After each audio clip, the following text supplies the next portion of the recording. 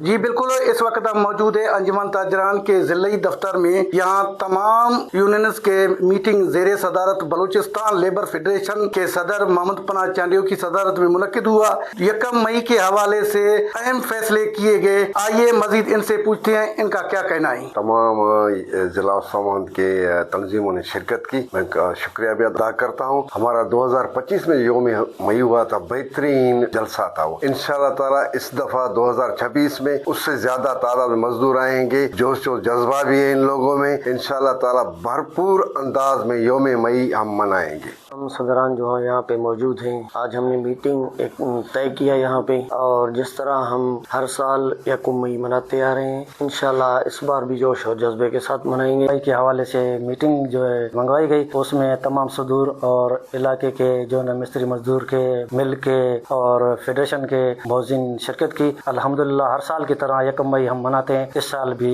اس سے بڑھ چڑھ کر جو 1 مئی منائیں گے. ہم یہاں پر یوم مزدور ڈے کے حوالے سے یہاں پر ہمارا میٹنگ تھا. ہم 1 مئی بھرپور انداز سے منائیں گے. سارے جو ہیں فیڈریشن کے جو بھی یونین ہیں، یہ سارے اکٹھے ہوئے ہیں. مزدور انشاءاللہ اس سال ہم ضرور منائیں گے. جی بالکل، آپ نے سنا کہ مزدوروں کا کہنا تھا کہ ہم 1 مئی کو بڑے عقیدت و احترام سے منائیں گے. آج کا میٹنگ کا مقصد ان کی تیاری کے لیے بڑے جوش و جذبے کے ساتھ تیاری کریں گے. کیمرہ ٹیم کے ساتھ علی حسن بلوچ، وش نیوز، اسٹرا محمد، بلوچستان.